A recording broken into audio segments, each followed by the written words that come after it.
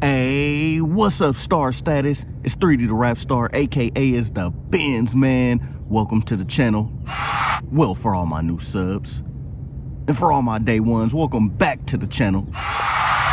If you are new to the page, hit that subscribe button because I show what it's like to daily drive a beast like this. And not only this, more Mercedes are on my page. I got the E320 and I got upcoming E320 videos coming to the channel. And another thing I want to talk about, another reason why you can subscribe to the Benz Man is because I do respond or try to respond to everyone. I don't like those YouTubers that do YouTube and the people that watch their videos, watch their ads, make them money, and they don't respond to y'all comments.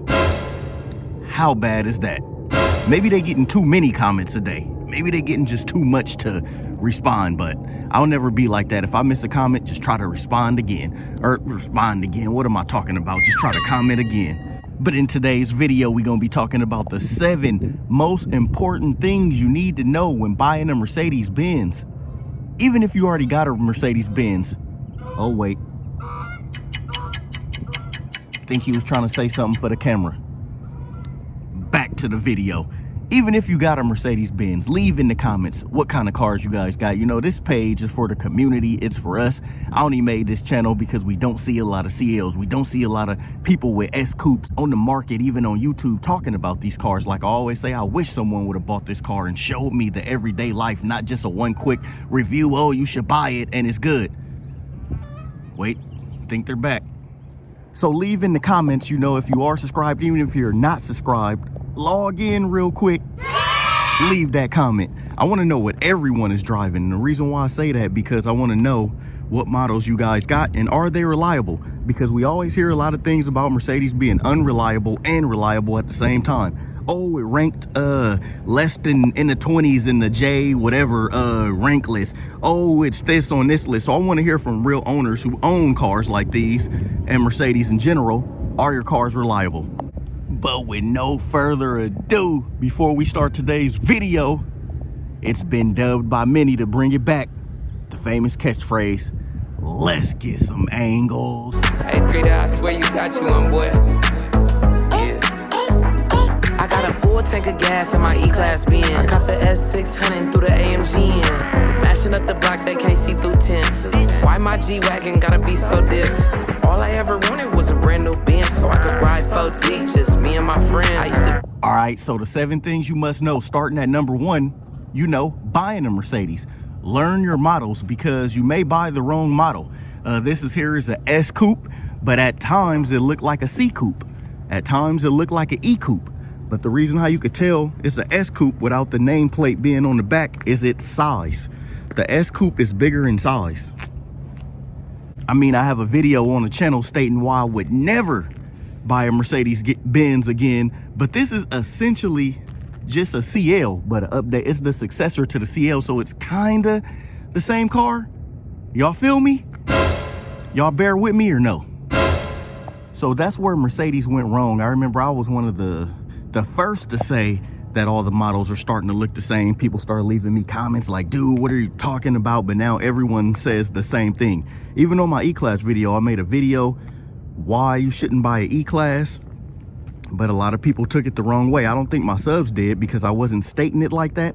I was simply stating that you should buy one, but here are the problems you're gonna endure in your life. So that's why I put that, but I guess the title just made people say, this dude is crazy, he don't know what he's talking about. But so for one, learn your models. You know, the C is like more of an entry brand, which is, I think they redubbed it with the A-Class. Then you got the CLA and then the C. Then you got the E-Class, which is similar to this. And then you got the S-Class. The size is bigger. This one comes equipped with the Zigno seats. It comes with the 2 dashes. And remember, this car came out in 2015. Well, maybe 14 as a 2015 model. So this car being bigger is why you would get this one, and it's an S-Class. So not only it being bigger, the S's has more tech. This car has the most features or the most tech on hand for that year of any year car. Oh, look at that. It looks like it's not wax marks. I cleaned it yesterday. All that comes out. Star Status. So if you're wondering, those are not scratches or nothing. Those come out. So that's my number 1. Even if you're looking at an E Coupe, a S sedan or a S Coupe. So The S sedan is beneficial if you got kids or whatever. So that's why I said learn your models, because if you just go to a Benz dealer, most likely they're going to try to get you in a lower tier model. Like, hey, why don't you get this one, because this is a family SUV. Like, I remember I went to a Lexus dealer trying to get a GS back in the days. They were trying to sell me one of their SUV models, and I kept saying I really don't need an SUV model. So just learn your models, because going to these dealers, they are going to try to force you in a car you don't want. Like with this car, I knew what I want. The dealer didn't have it, because these are limited cars. They're limited on the road. My subs know they're limited in production. Just a lot of stuff is limited on them. That's why I really like it over the sedan.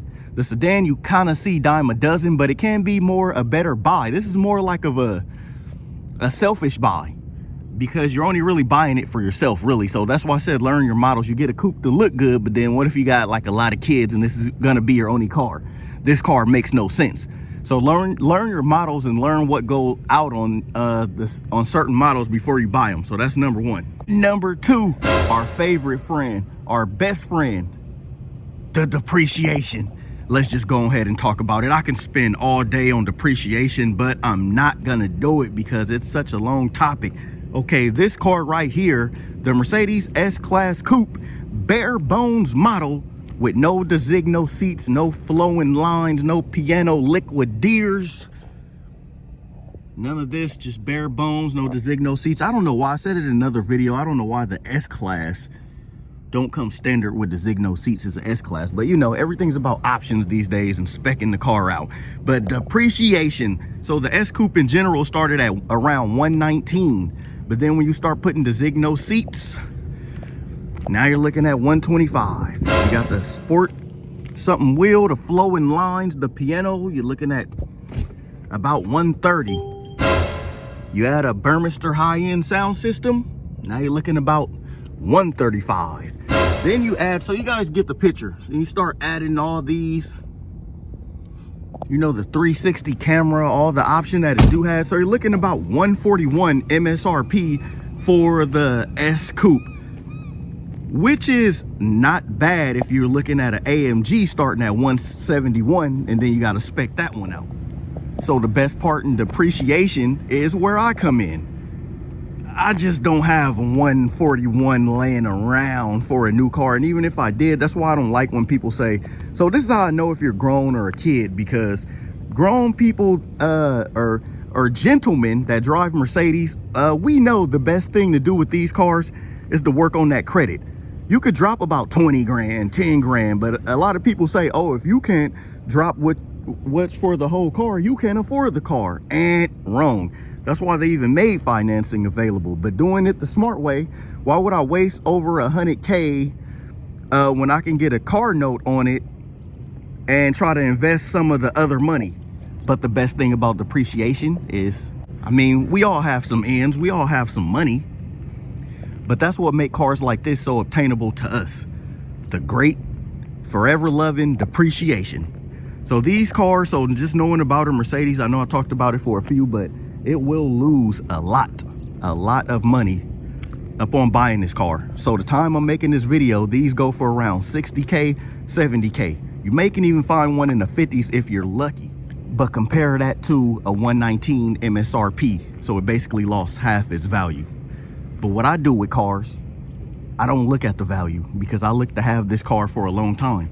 And the trade-off to me is you're driving it right, you're putting mileage on it right.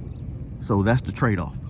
So many people get these beautiful cars and just let them sit in their garage.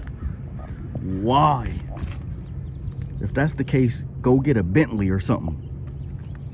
The main reason why you buy a Mercedes, like over a Bentley or an Aston Martin, something that you want to preserve the miles, is Mercedes are everyday driver cars. And I know if you're looking early in the video, you know, well, I got the 550 over AMG. Subscribe to the channel. I'll explain it on another video that you guys could, that my subs already checked out, that people new to the channel could go check out. Just in case if you're wondering, oh, that's not even an AMG. It's not, you know, for me, it suits me. That's why it goes hand in hand with number one. You know, learn what you're getting, because the AMG is just too overpowered for me for everyday driving. Like this, it's not a daily, it's still a weekend car, but it's a car where I do errands in. It's not just a pure fun car. And that's another thing. You want a pure fun car, get a C63. You don't opt for, you know, S, but to me, I have plenty of fun in it. So that's the depreciation, if you're wondering why, you know, the cars just get so low. Like, it's gonna continue to lose value. It's just gonna continue, because that's a luxury car for you. I don't even like when people say, oh, a Honda's gonna pertain its value more. Yeah, but the Hondas start at like 30,000 something. Of course, this car is gonna lose roughly about 50,000. I think he knows what I mean. But roughly about, of course, it's gonna lose that, because Mercedes and luxury cars is out with the old, in with the new. What do you have right now for the new buyer? So these cars go to different lots, and that's why we're able to get them at a fraction of the price, because now they're coming off the leased and they're available for us to own. Okay, next topic, because I could really spend all day talking about depreciation stuff. So number 3 is gonna be the service. Learn your service. The reason why I say that is because when I first started owning Mercedes, I didn't know about no service A.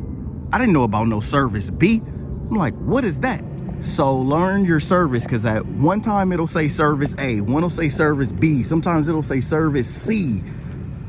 So it's really, really important and good to know what service you're getting. And, you know, so I will tell everybody, service A is basically a basic service. Oil change, maybe some spark plugs, maybe not even that, just oil change, check your air, really simple stuff. Service B, that might be spark plugs, that might be your transmission fluid, but it could be in service A. You know, a service is meaning they check out your car and then they go from there and see what you need. So, you know, the higher the service letter, service C, they do more to your car based on what it needs. So number 4 is going to be the warranty. I'm going to stress, you should get a warranty. At the time I bought this car, I didn't want a warranty because the note or the price of it was getting too high after all the add-ons. But I was like, you know what? Thought about it, took a deep breath. Go ahead and give me that warranty. So I got a 3-year warranty on this, just in case if anything happens, because everyone knows you need it on a Mercedes. I got a deductible of $250, but let's say the window motor go out. I pay $250, they pay the $1,000 or the $800, whatever the price is. Say something happens to this engine, I pay the $250. So it's covered almost everything besides brakes and service and, you know, things like that. And number 5 is gonna be, you know, learn what models you want. Me, I got an S550. They make an S63 AMG. They make an S65 AMG. But for me, I got an S550 and I love it. I love it. It's smooth. It's buttery. It's all-wheel drive. It's 4MATIC. I love it because it's a V8, and to me, you don't get the fanboy of AMG or people, you know, wanting AMG just to say, oh, I got an AMG for the flex, basically. And the reason why I still love an S550 is because it has a V8 motor. But you don't want a lot of power in a car like this, in a big body car, because you defeat the purpose. This car was meant to be smooth. S63 is plenty smooth. My bro got an S63 sedan, plenty smooth. Feels better than my Camry, better than any other car on the road, but maybe it won't feel better than this one, because that's what this does well. Just like this one's not faster than the S63, but it is 0.8 of a second slower, which is not bad at all. So that's what I want to say about that. I got a whole video about why I got the S550 over the AMG in another video if y'all want to check it out, but I'm gonna just say learn the models, learn the engines. C43, C63, CLS 550, CLS 63. Learn what an AMG really is. So number 6 is gonna be everything expensive. Just chalk it up as a loss. You need an oil change, about $300. Chalk it up as a loss. You need a timing belt. It's gonna cost a lot of money. Check it up as a loss. A sensor went out. It's gonna be a lot of money. Check it up as a loss. If your Camry sensor or whatever port costs you $20, this car can cost you $1,000. A headlight on the Camry, getting a new light could cost you about $300. Benz light like this can cost you about $3,000. So remember, if you're buying a Benz, especially a used one, the one that you want to keep, everything expensive. Brakes, But it depends on the person you're telling it's expensive to. 600, 700, 800 for a brake job for just the front alone, that might not be expensive to some, and maybe to some others, because a Camry run what, about $300, $400, $500? I don't know these days, but I'm just saying this will be double that. Then if you do AMG prices, it's double that. So if these brakes are about, with rotors are about 600, then Mercedes, I mean the AMG is about 1200, possibly even more than that. So that's another thing. If you're getting the AMG, the prices are gonna double in maintenance versus a non-AMG model. So that's what I gotta say about that, is everything's expensive. And okay, so the last thing I want to tell everyone is number 7. What could it be? There's a lot of more stuff, you know, that Benz owners own that could be, you know, I left off, but I was just getting at some of the main stuff that I feel like everyone need to know. But number 7, where you buy your Mercedes matter. You know, if you're just getting it from Harry's Rink-a-Dink, then you shouldn't expect the car to be in really good condition. A lot of times they get them from the auction and just try to, you know, do maintenance what they think is enough to get you over for about 6 months, and then the serious problems occur. You know, with these cars, the suspensions can go out, especially on the older ABC suspension. Airmatic is a little more cost friendly, but can still cost about $3 to $4 grand. So that's something to think about where you get it. I got this car at an official Porsche dealer, and I'll always get, if it's even at Toyota of something, I'm still gonna get it, because that means when they got the trade-in, they got the car inspected and they made it, you know, like a certified pre-owned. Even if it's not certified, it's still up to standards to be on their lot, because they don't want complaints. You know, them other lots, not so well. So that's what I will say. So try to look for a Mercedes-Benz dealer, and if you can't try that, do what I did. Look for a Porsche dealer. Look at a you know, whatever, Maserati dealer. They get these cars on trade-in and they still be nice cars, like very nice. Like I haven't really had no problems with mine. Had it over 7 months now. Only thing I can say is it's a little smoke coming from here. I don't know if it's a valve cover, or I don't know what it really could be, but it's not that bad. Just driving over here, nothing showed up. It's more when I'm speeding on the freeway, or not even speeding, just, I mean, like just going, like speeding, like just going speed limit. Like speeding, meaning like faster than what you drive on the street. So that's the only thing. Car's been holding up really well. I want to thank everybody if you even made it this far in the video. But that's the 7 things I will say. You know, I dealt with Mercedes. I had Mercedes. I owned Mercedes. I gave away, or not gave away, got rid of some Mercedes after the 10-year mark.